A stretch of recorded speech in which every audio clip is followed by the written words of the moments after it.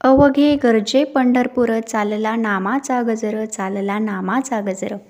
संपूर्ण महाराष्ट्रातील वातावरण विठुमय झाले असून अवघ्या काही दिवसांवर आषाढी एकादशी येऊन ठेपली आहे.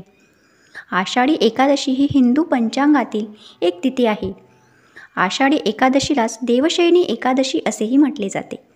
हा वारकरी संप्रदायातील सर्वात मोठा उत्सव आहे. या दिवसापासूनच चातुर्मासाला सुरुवात होते. श्री स्वामी समर्थ. सर्वप्रथम तुम्हा सर्वांचे नेहमीप्रमाणेच आपल्या या विश्वास आणि अध्यात्म या चॅनलवरती मनापासून स्वामीमय असं स्वागत आहे. तर आज आपण आषाढी एकादशीबद्दल माहिती, त्याचे धार्मिक आणि आध्यात्मिक महत्त्व जाणून घेणार आहोत. तर यंदा आषाढी एकादशी 17 जुलै 2024 रोजी असणार आहे. मात्र पंचांगानुसार ही तिथी 16 जुलै रोजी रात्री 8:33 सुरू होणार आहे. तर 17 जुलै रोजी रात्री 9:33 याचे समापन होईल. हिंदू पंचांगानुसार आषाढी एकादशीची तिथी ही फार पवित्र मानली जाते. खरं तर आषाढ महिना सुरू होण्याआधीच वारकऱ्यांना आपल्या विठू माऊलीचे दर्शन घेण्याचे वेध लागतात. या निमित्ताने ठिकठिकाणाहून पालख्या देखील निघतात. या पालखी सोहळ्यात रिंगण, टाळ, मृदुंग आणि हरिनामाचा गजर करत वारकरी आपली वाट धरतात. तर आता नक्की काय आहे या आषाढी एकादशीचे महत्त्व ते आपण जाणून घेत आहोत. आषाढी एकादशीचे धार्मिक महत्त्व खूप मोठे आहे.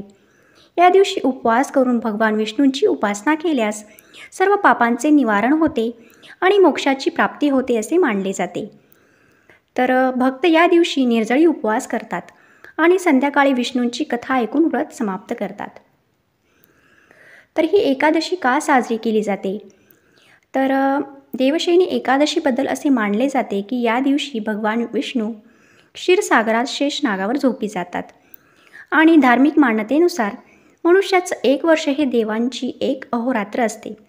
दक्षिणायन ही देवांची रात्र असते आणि उत्तरायण हा दिवस असतो.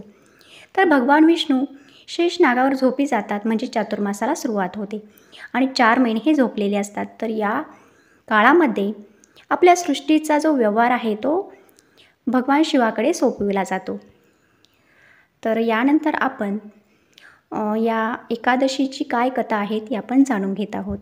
मन आणि शारीरिक इंद्रियावर नियंत्रण मिळवणे आणि ते आध्यात्मिक प्रगतीकडे नेणे हा मेन उद्देश या एकादशीचा आहे. तर एकादशीचे व्रत हे अनेक वर्षांपासून सुरू झाले आहे. तर याची कथा अशी आहे की एकदा भगवान नारायण विश्रांती घेत होते आणि मुंडनव नावाचा एक राक्षस होता. या राक्षसाने भगवानांना युद्धासाठी आव्हान दिले. मुंडनवांना एक वरदान म्हणजे त्यांची अशी इच्छा होती की त्याला माणसाकडून त्याचा पराभव होऊ नये असं त्यांनी वरदान मागितलं होतं आणि हे वरदान त्याला मिळालेलं होतं. म्हणून भगवान नारायणाने आपल्या शरीराच्या 11 आध्यात्मिक भागातून एक कन्या निर्माण केली. मुंडनव या मुलीकडे इतके आकर्षित झाले की त्याने तिच्याशी लग्न करण्यासाठी मागणी घातली आणि मुलीने एका अटीवर सहमती दर्शवली की त्याला तिच्याशी लढावे लागेल आणि तिला नष्ट करावे लागेल आणि त्यानंतरच ती त्याच्याशी लग्न करेल.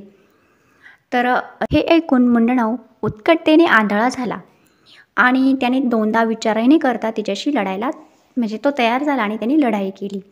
मग मारामारीच्या वेळी हा राक्षस मारला गेला म्हणजे या मुलीकडून मारला गेला. मग भगवान नारायण त्या मुलीवर प्रसन्न झाले. आणि जेव्हा भगवान नारायण प्रसन्न झाले तेव्हा त्यांनी तिला एक वरदान दिलं. तर कन्येने भगवान नारायणांना विचारले की तुझ्या एकादश इंद्रियांपासून म्हणजे शरीराच्या 11 आध्यात्मिक भागांपासून माझी उत्क्रांती झाली आहे. तर त्यामुळे मला एकादशी म्हणून ओळखले जावे.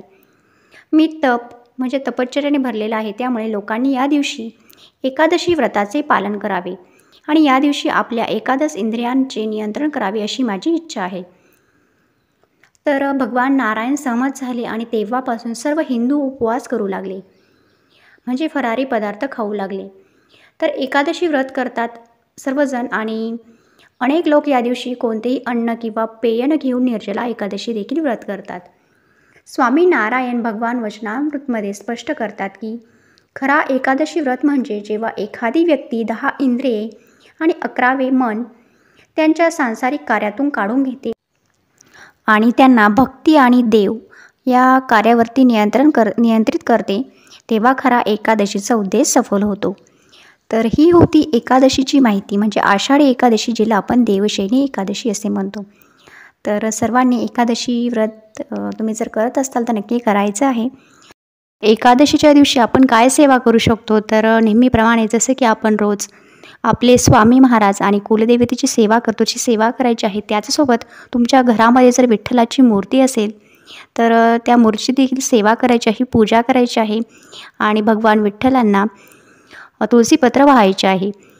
जर तुमच्याकडे विष्णूचा फोटो असेल तर त्या फोटोला देखील तुम्ही तुळशीपत्र वाहू शकता. आणि यांपैकी तुमच्याकडे काहीच नसेल तर आपल्या घरामध्ये बाळकृष्णाची मूर्ती आहे, त्या मूर्तीला आपण तुळशीपत्र वाहू शकतो.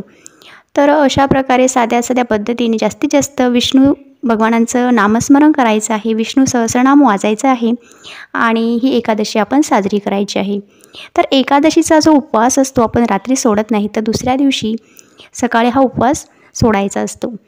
काया ही पंढरी आत्मा हा विठ्ठल, काया ही पंढरी आत्मा हा विठ्ठल, नांदतो केवळ पांडुरंग, जय जय हरी विठ्ठल, जय जय हरी विठ्ठल. आषाढी एकादशीच्या सर्व ताईदादांना स्वामीमय अशा शुभेच्छा. पुन्हा आपण भेटूयाच सुंदर गोड छान अशा अनुभवासोबत किंवा छान अशा माहितीसोबत. तोपर्यंत तुम्हा सर्वांना श्री स्वामी समर्थ म्हणते आणि आजचा व्हिडिओ इथेच संपवते. श्री स्वामी समर्थ, श्री स्वामी समर्थ, श्री स्वामी समर्थ.